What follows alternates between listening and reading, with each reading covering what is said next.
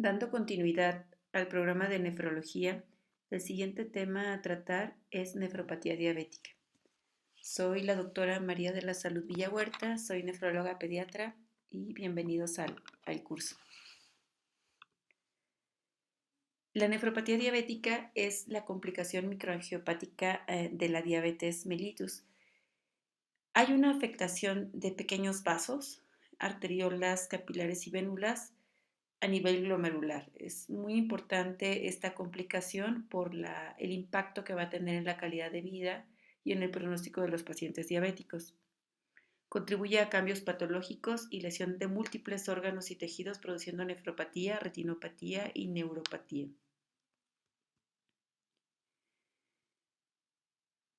La Federación Internacional de Diabetes estima que 537 millones de personas en el mundo vivían con diabetes en el año 2021, un año en el cual estuvimos confinados por la pandemia, y se espera un incremento de estos pacientes a 784 millones para el año 2045. La prevalencia de enfermedad renal crónica en pacientes con diabetes es más del 25% y se ha estimado que el 40% de los pacientes que actualmente viven con diabetes van a desarrollar enfermedad renal crónica en algún punto de su evolución. A medida de que aumenta la prevalencia de diabetes, la prevalencia de enfermedad renal crónica, lo cual también es atribuible a la diabetes, ha aumentado proporcionalmente. Estas cifras son muy importantes y es también un tema importante a conocer porque en México la principal causa de enfermedad renal crónica en el paciente adulto es la diabetes y la hipertensión.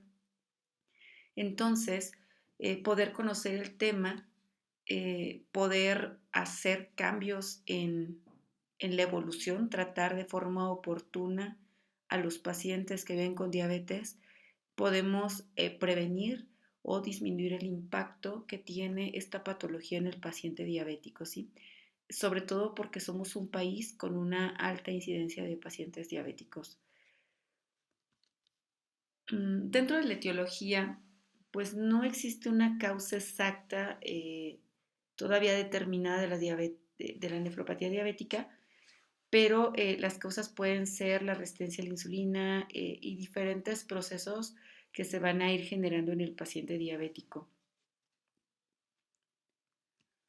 Hablando un poquito más de la fisiopatología, vamos a tener que la hiperglucemia va a activar diferentes proteínas, entre ellas la proteína quinasa C, va a activar polioles, exosaminas o productos finales de la glicación avanzada.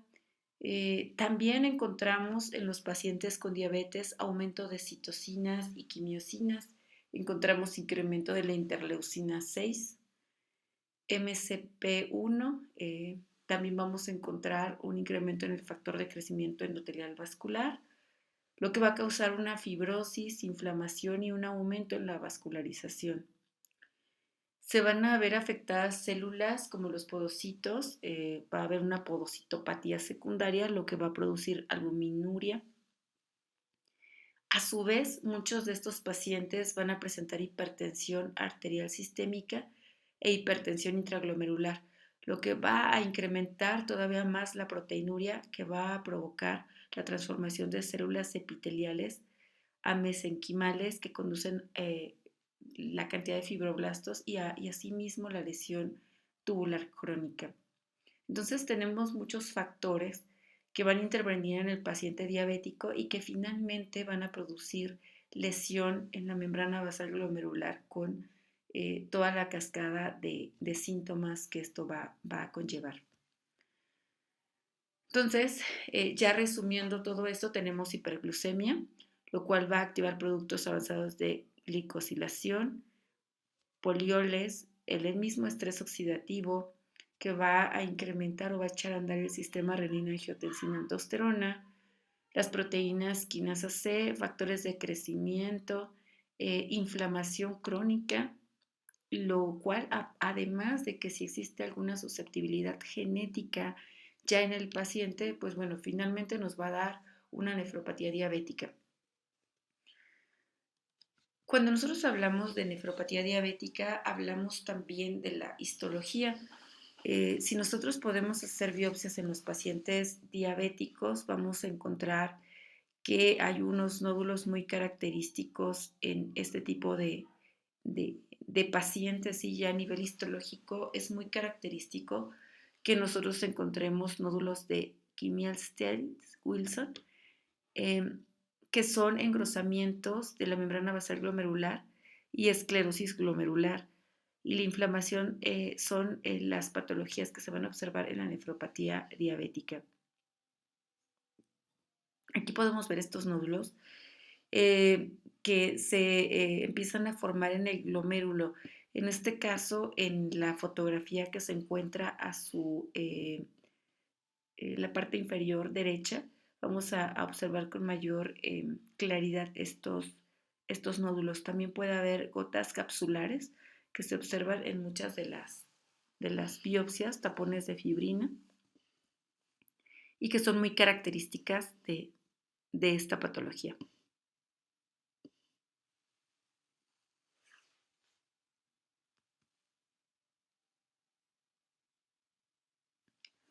Algunas otras alteraciones a nivel histológico, puede haber hialinosis de la arteriola eferente. Podemos también encontrar hialinosis arterial extraglomerular. Aquí podemos ver un vaso que prácticamente va a tener hialinosis en la fotografía superior derecha, y vamos a encontrar también una expansión mesangial severa en la fotografía inferior derecha. Si nosotros clasificamos este tipo de patrones histológicos, vamos a encontrar una clase 1 donde hay un engrosamiento de la membrana basal glomerular. Este es un engrosamiento que es más aislado. Podemos encontrar una clase 2 donde hay una expansión mesangial, pero no hay esclerosis nodular o glomerulosclerosis global en menos del 50%. Ya en una clase 3 es donde vamos a encontrar la formación de nódulos, ya es más avanzado, y una clase 4 donde además de los nódulos vamos a encontrar que ya hay una esclerosis avanzada.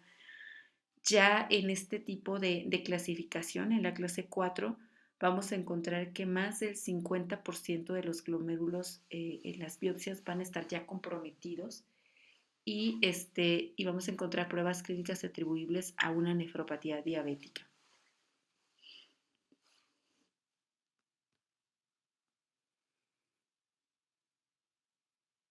Esto lo vemos en las estadísticas, y el número de pacientes con esta patología, conforme vaya pasando el tiempo, van a ir incrementando. Cada vez vivimos en una sociedad donde pues la actividad física, los estilos de vida tienden a ser más sedentarios. Lo pudimos observar mucho en la pandemia. La duración cada vez mayor del paciente diabético debido a los avances en la medicina, a la longevidad actual que tenemos, que también depende mucho del control glucémico, que muchas veces en los pacientes no es muy eficiente, ¿sí? Una hipertensión arterial que muchas veces no es controlada de forma eficaz, o bien por los medicamentos prescritos o por los cambios de vida que no realiza el paciente, son fuertes factores de riesgo para que un paciente ya de por sí con diabetes empiece a desarrollar una lesión renal secundaria. Generalmente también en estos pacientes encontramos antecedentes familiares de hipertensión o cardiovasculares, y que además muchos de ellos cursan con otro tipo de problemas como la obesidad, pacientes donde se ha visto que el tabaquismo puede hacer como un factor de progresión hacia la nefropatía diabética, y la dislipidemia que también presentan muchos de estos pacientes. Son factores que van agravando y que van haciendo más propicio el curso de esta patología. También se ha observado en estudio que los hombres, los varones, tienen un mayor riesgo de desarrollar nefropatía diabética con respecto a las mujeres. Entonces nos enfrentamos a un problema cada vez mayor, un problema que impacta en la salud, en la calidad de vida del paciente, de la familia, incluso en la economía de un país, ya que los costos de las complicaciones que generan estos pacientes, pues cada vez va siendo mayor. El diagnóstico de la nefropatía diabética, pues lo hacemos en base a los antecedentes, ¿no? Paciente diabético, paciente que tiene un mal control de la diabetes, que no se ha logrado un cambio en los estilos de vida de estos pacientes, pues bueno, vamos a empezar a ir a sospecha. Y la proteinuria es el sello distintivo de esta patología. Puede ser que la ausencia de retinopatía hace que la diabetes o la nefropatía diabética sea menos probable en la diabetes tipo 1. El escenario todavía es más difícil en la tipo 2 que en la tipo 1. Y los criterios diagnósticos van a incluir que muchos de estos pacientes van a cursar con hipertensión arterial sistémica. Vamos a encontrar que estos pacientes también van a tener una disminución progresiva de la tasa de filtrado glomerular en sus mediciones periódicas.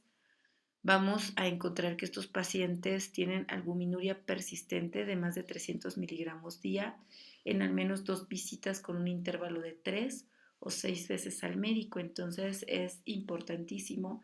En todos los pacientes con diabetes mellitus hay que tener sus controles de laboratorio, pero estos controles, además de sus químicas sanguíneas, deben incluir un examen general de orina donde nos podemos estar orientando y vigilando si no tenemos ya alguna alteración en el sedimento urinario.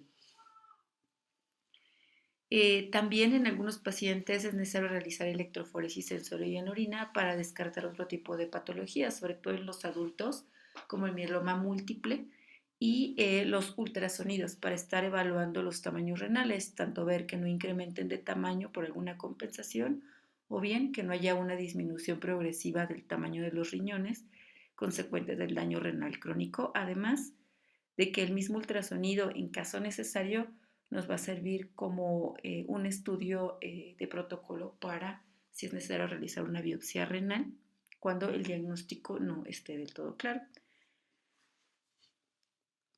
Dentro de las clasificaciones, pues bueno, tenemos las clasificaciones internacionales donde vamos a encontrar los estadios de la enfermedad renal crónica, el 1, el 2, el 3, que a su vez se divide en 3A y 3B, el 4 y el 5, ¿no? Donde ya tenemos una falla renal y donde lo clasificamos en base a la tasa de filtrado glomerular, que en este caso el G1 pues equivale a más del 90, G2 entre 60 y 89, el 3A de 45 a 59, el 3B de 30 a 44, el 4, un estado prediálisis de 15 a 29, y el 5 prácticamente ya cuando nuestra tasa de filtrado glomerular pues está por debajo de 15, ¿sí?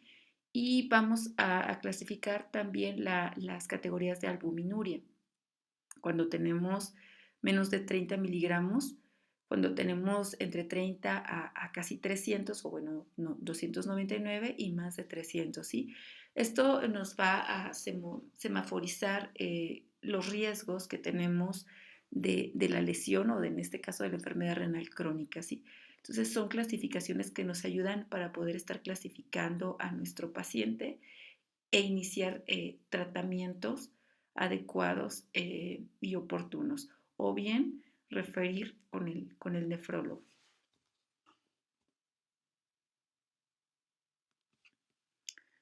Se debe considerar una causa de enfermedad renal crónica distinta de diabetes en presencia de otras enfermedades sistémicas que causan deterioro de la función renal, cuando no hay retinopatía, sobre todo en pacientes con diabetes tipo 1 o signos de enfermedad renal crónicas no comunes a la diabetes, con hematuria persistentes, albuminurias o pruebas serológicas anormales, ¿sí? Enfermedades de tipo inmunológico.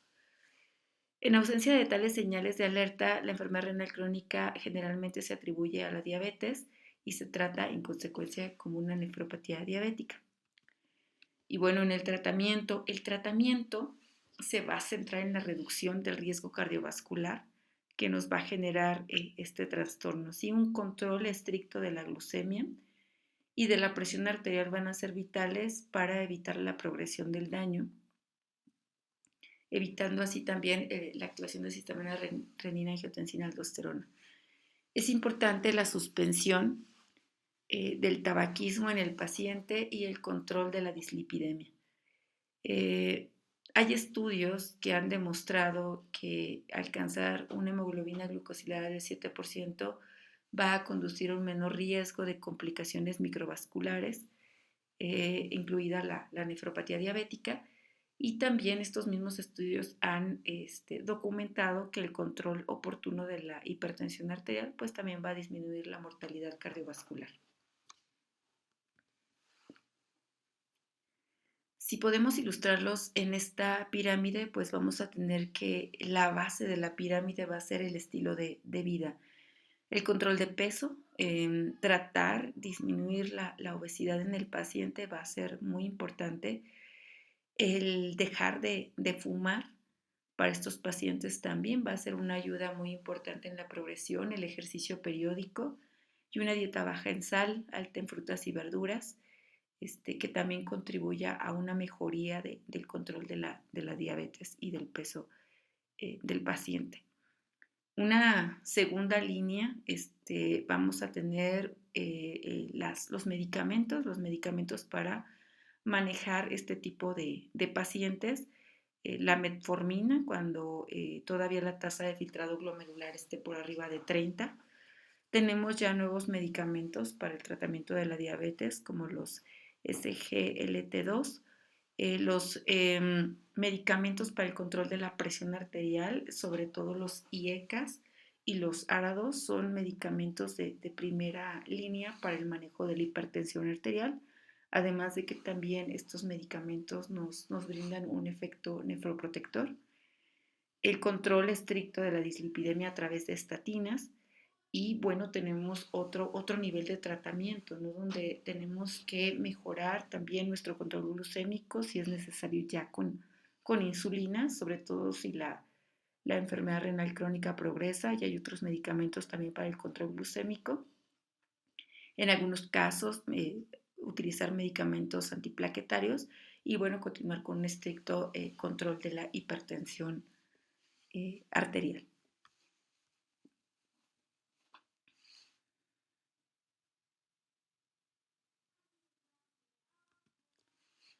Entonces, nuevamente repitiendo, pues es muy importante retrasar la progresión de la enfermedad renal crónica, bloquear el sistema renina-angiotensina-aldosterona y con esto vamos a prevenir el desarrollo de la microalbuminuria en la diabetes tipo 2. Hay medicamentos antagonistas de los receptores de mineralocorticoides de tercera generación como la finerenona, que ha demostrado incluso una reducción de la albuminuria en nefropatía diabética a los 90 días. Entonces, hay medicamentos que ya se están utilizando y que hay estudios que han demostrado mejorías importantes en estos pacientes con la finalidad de evitar la progresión a daño renal. ¿Con qué diagnóstico diferencial vamos a hacer la nefropatía diabética? Bueno, con el mieloma múltiple. Sí, en este caso, pues podemos utilizar las proteínas a nivel urinario que nos pueden estar diferenciando el mieloma múltiple y obviamente también la edad del paciente. Con el síndrome nefrótico, que tenemos que tener ahí otro tipo de contextos, estenosis de la arteria renal, la nefritis tubulointersticial. Y bueno, en falla renal la insulina permanece durante periodos más prolongados. Esto generalmente lo empezamos a utilizar ya cuando el paciente, su tasa de filtrado glomerular cae por debajo de 30, ya no está tan indicada la metformina. Sí hay que tener en cuenta que la vida media de la insulina puede incrementar en pacientes diabéticos debido a la eliminación a nivel del riñón, ¿sí? Y sí tener mucho cuidado con el uso de la metformina cuando la tasa caiga por debajo de 30, ya que puede ocasionar acidosis láctica. Hay que tener también mucho cuidado con el uso de AINES y medios de contraste para evitar mayor lesión renal en este tipo de pacientes. Sí, si es necesario utilizar medios de contraste, tener mucho cuidado en la valoración y el manejo de estos pacientes. Entonces, como apuntes casi finales, vamos a optimizar el control de la glucemia, vamos a hacer un control estricto de la presión arterial, sobre todo con medicamentos IECAS o ARA2. En la ingesta de proteínas se han estado realizando estudios donde en promedio aconsejan que la ingesta más o menos sea de 0.8 gramos por kilo por día. Periódicamente en sus controles estos pacientes tienen que llevar pruebas de funcionamiento renal que incluyan, bien importante, el examen general de orina.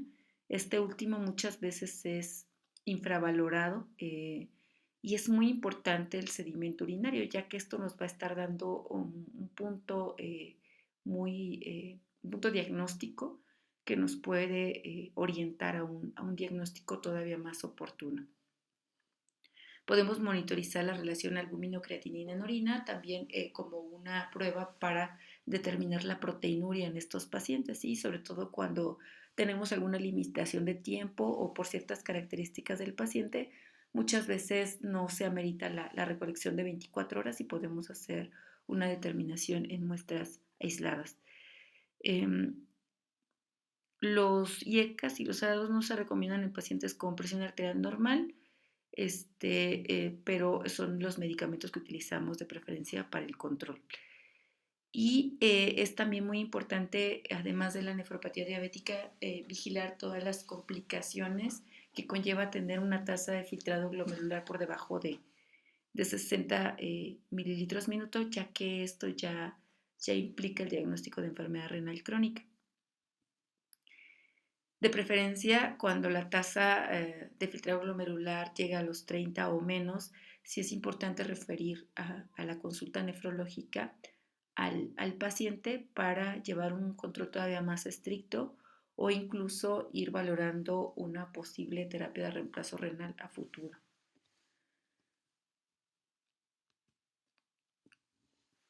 Esto ya es, resumiendo todo lo que acabo de decir, todos estos factores tienen que ver finalmente en la progresión del daño renal por la diabetes, los medicamentos que podemos utilizar en los pacientes, en este caso en azul, en café, medicamentos que podemos utilizar para el control de la diabetes y los estilos de vida que podemos mejorar o cambiar en nuestro paciente que también impactan mucho en el desarrollo de esta complicación.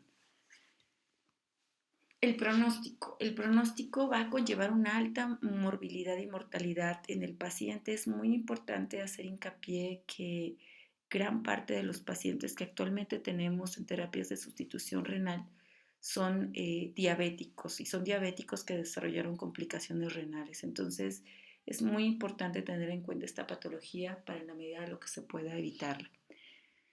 La microalbuminuria es un factor de riesgo independiente de mortalidad cardiovascular y bueno, cuando estos pacientes llegan a presentar la patología y tienen un mal control, pues pueden morir a causa de la enfermedad renal crónica. A continuación vamos a hablar acerca de un mini caso. Es un caso que es relativamente común en el área médica. Las preguntas son muy sencillas. Aquí sobre todo se trata de identificar factores de riesgo como la edad del paciente, las condiciones que lo rodean, los hallazgos de laboratorio y de imagen para poder más o menos darnos cuenta e integrar un posible diagnóstico y revisar algunos puntos del tratamiento médico. Entonces, vamos a dar paso al caso clínico.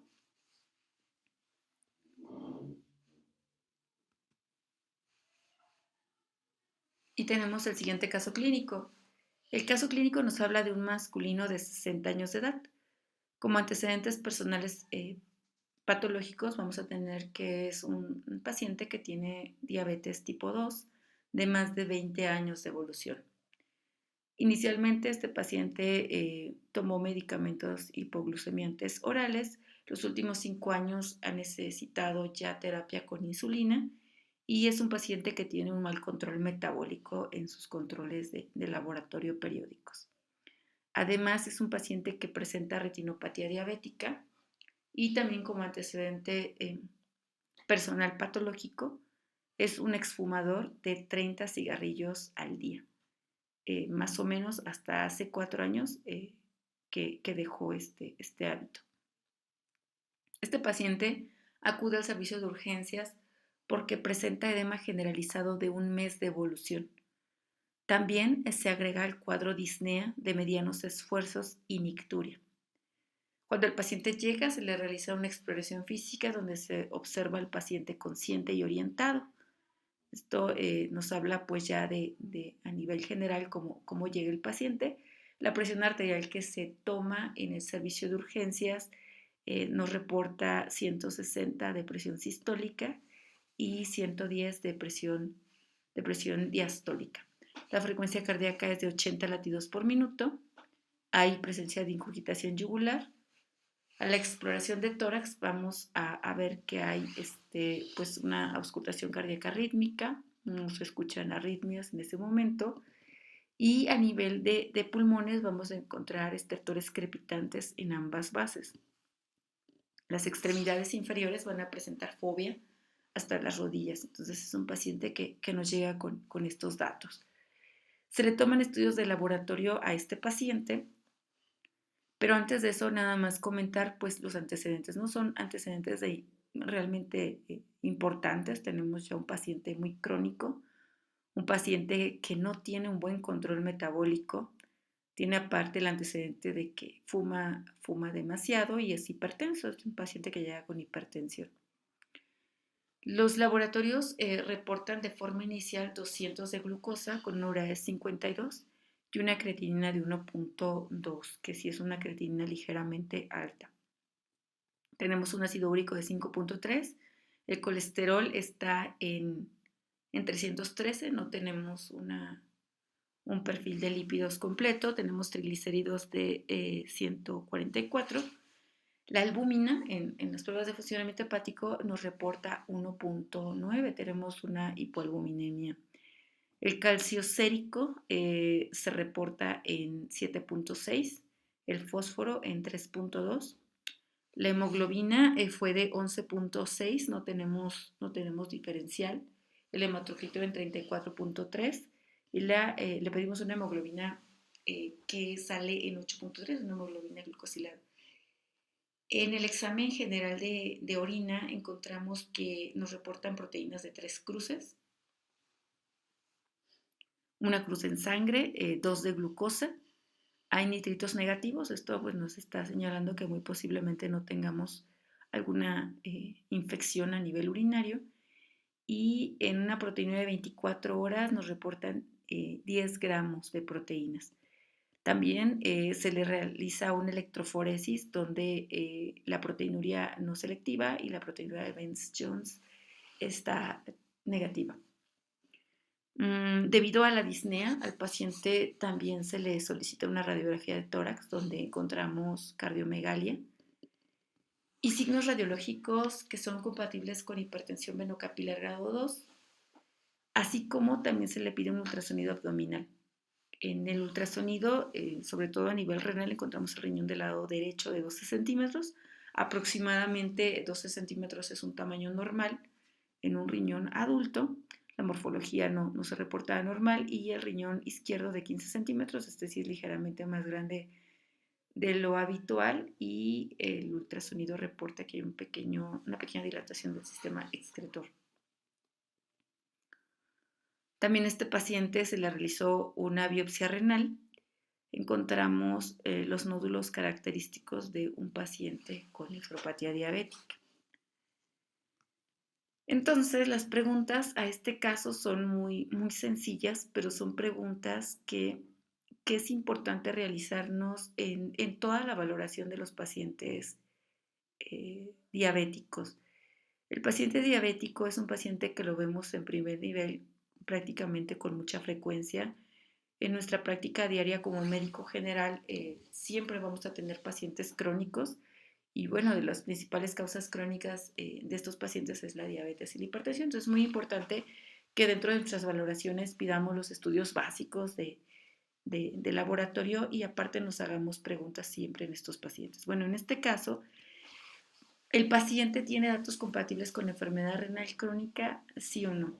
Pues en este caso sí tenemos datos compatibles con enfermedad renal crónica. Tenemos ya alteraciones a nivel de la creatinina. También observábamos que hay una anemia. Es una anemia leve, no tenemos una biometría con diferencial, pero sí encontramos anemia que nos puede estar señalando que quizás podemos tener ya una alteración en la producción de eritropoyetina.